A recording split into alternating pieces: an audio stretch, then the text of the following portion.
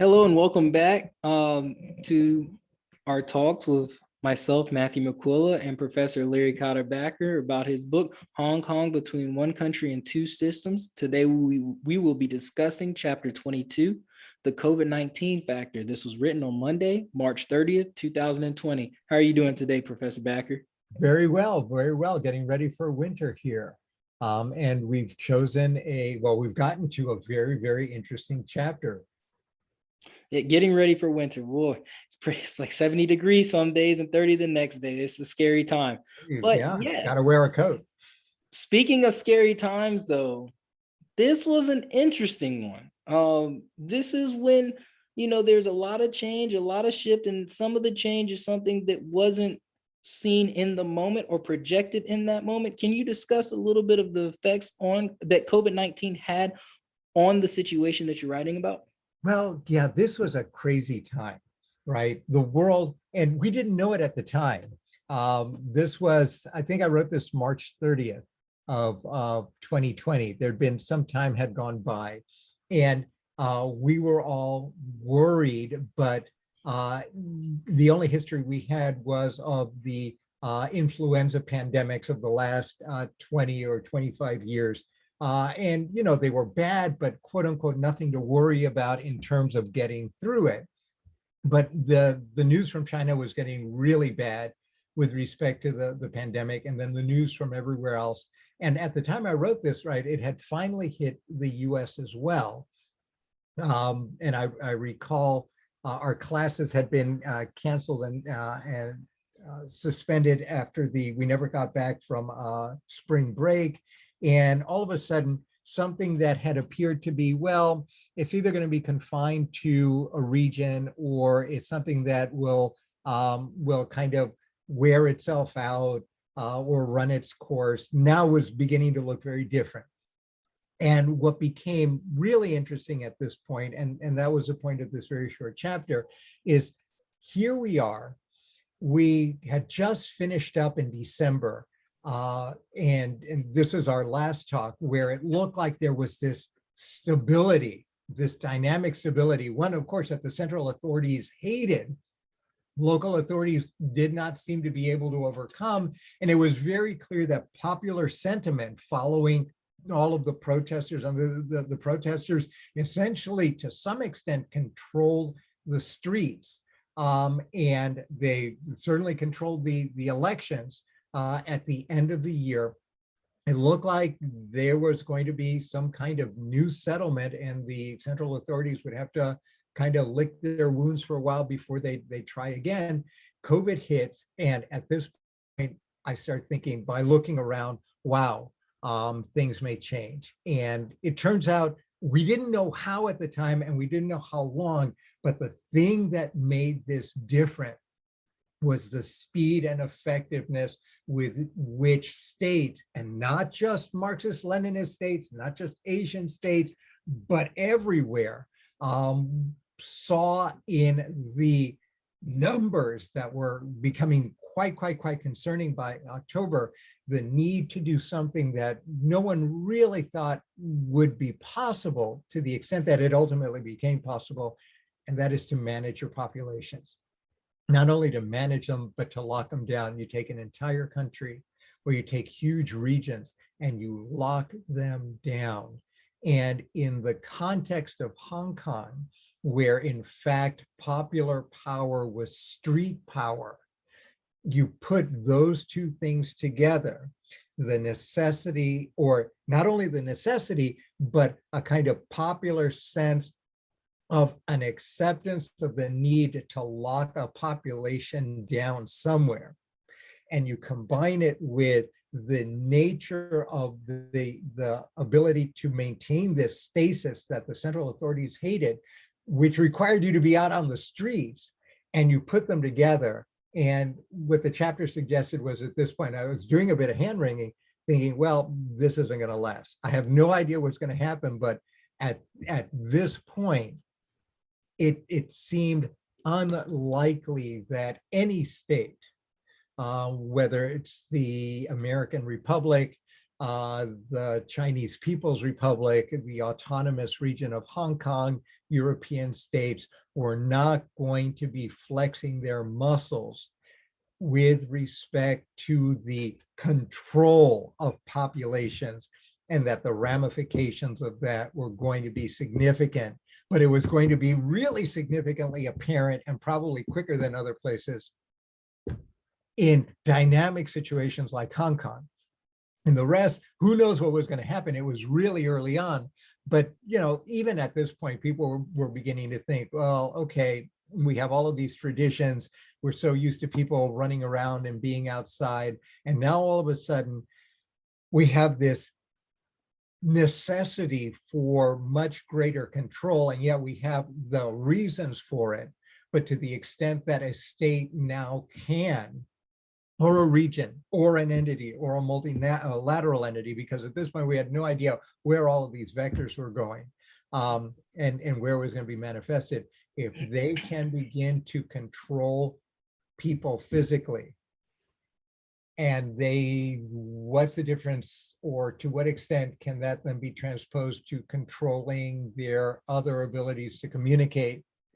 To what extent does that mean that they cannot control something else? And if they're in control, then what happens to, especially in liberal democratic states, the nature, character of discourse? And we've already begun seeing that in the West, for all the best reasons, of course, right? With COVID, there's this huge conflation, and then this eruption, not just of the fake news thing, especially fake news that can be very detrimental with respect to COVID. We're dealing with that now. But then the transposition of the notion of segregation, suppression, and control, which was physical in March, then extending virtually to all aspects of human interaction, done in a very ham-handed and clunky way in the West, and we're still working through it. And it was very early stages when I wrote this in March of 2020, but you could already see, there may be a possibility. And so this is kind of my sense that I think that my sense of things reaching an equilibrium, which I felt, that was what it felt like at the end of 2019, the beginning of 2020. Wow. From out of the blue, right? This is like you're walking down the street and a meteor hits you and kill. It's like completely unexpected. There it is. Yeah, and it's, what were you saying? No, go ahead. I'm sorry. Well, it seemed like the way power and authority was administered really shifted in this moment based off of the events that were occurring at the time.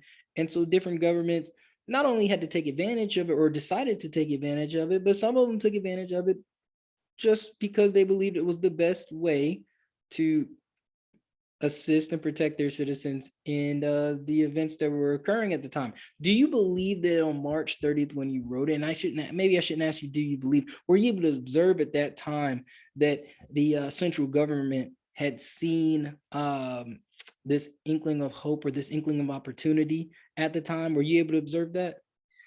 It's hard to tell. It's hard to tell. And again, remember that at the time, a lot of us, because I certainly don't have the numbers, but a lot of people, you base future, and this is just a kind of natural thing. You project forward on the basis of insights you've learned from what you think are similar events that occurred in the past, and especially the recent past.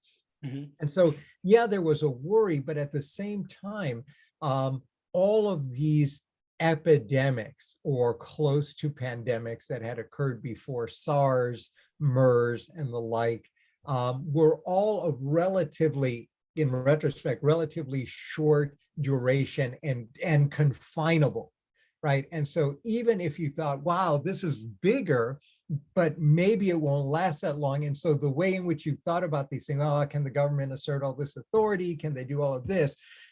For a lot of folks, including me, the idea was, well, we're looking at 4 weeks, we're looking at 8 weeks, maybe we're looking at months, but it's short term And so whatever people do, especially if states overreach, or if the protesters overreach by going out in the streets and then infecting everyone, all of that will have short-term consequences and affect things. I don't think a whole lot of people realized at the time that this was going to assume the kind of, from the perspective of quickly evolving politics, the kind of permanence that it wound up having, or that states, and not just the central authorities in China, but states virtually everywhere else on Earth, would have significantly more will to tighten the screws, with the exception of the United States, whose screw tightening was kind of, how shall we say, unique, and perhaps not as elegantly rationalized as everywhere else, although there were a whole lots of screws and a whole lots of efforts to tighten. But no one, I don't think at the time, including me, thought that what we wind up seeing by 2021, by the end of 2020, and certainly the speed and depth of which then produces what we wind up seeing in April, May, and June, because this goes fast after this. There was an inkling and there was a fear, but not, not that much. It was, well, there'll be some effect, and then this will reorder things, and then people will have to respond, and we'll see what happens. Not, oh my goodness, you can just kiss everything that happened before COVID goodbye, and there's a new field, new rules, new players, new everything, and boom, off you go. Well, also a new pecking order for attention, and the attention that's being paid by those in the international community, but also those maybe within the central government. Do you think that there is a shift in attention by the central government, by those who work within the central government? Not initially. Remember, Okay. I think that the Chinese central authorities had their hands full in any case with what was going on. Remember, it hit China hard and first, as far as we know, although, there's disputes about timelines and all of that. I'm not getting into that. It's not relevant for this discussion, but they were hit fast and they were hit hard. Hong Kong never leaves, it's never out of sight, but there were other things that had to be attended to quickly. On the other hand, that quick attention was also instrumental, I think, in developing techniques, not just physical techniques, but discursive techniques, and then its projection outward within the context of who the World Health Organization, within the context of aid and discussion among health professionals and others in dealing with what then becomes similar eruptions in Europe, and then ultimately in the United States. Everyone is talking, and now all of a sudden, right, that cascades, and it cascades quickly, and it's a small step, although we didn't realize it at the time, from developing this arsenal, this toolkit of techniques that are meant to deal with this disease, and then have someone think, well, there are a bunch of other diseases, including political diseases, that might be more easily cured by using in a contextually appropriate way this medicine, right, for containing this disease of violence or chaos or whatever. So it's a small step. And I would not be surprised if at some point, right, someone would have started putting two and two together. And that certainly would have been the case weeks later. But at the beginning of March, not, I mean, who knows?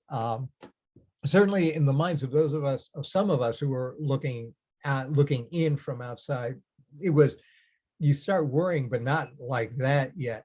2 or 3 or 4 weeks later, well, it's a different story. And that's a story that we're going to get to when we talk about our next chapter, chapter 23.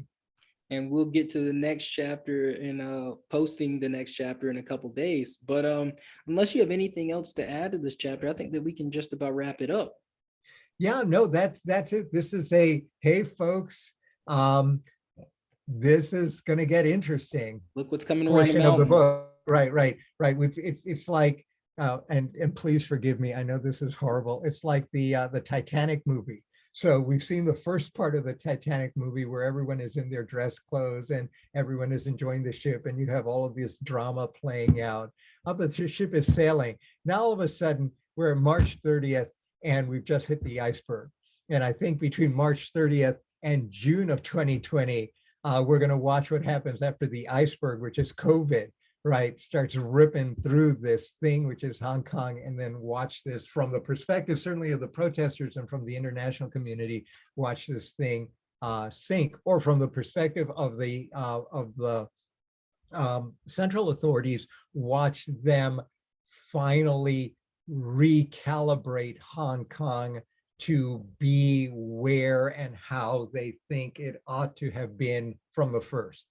So again, perspective matters, but we're at that boom point here. Interesting. And that's sort of the purpose of this chapter. Interestingly enough, when I was younger, I used to watch Titanic, and even after 10 times watching it as a kid, I still hope the people would live at the end. But I look forward to discussing the next couple of chapters while we watch what we consider to be the outcome of this situation. And so it should be very interesting to discuss with you.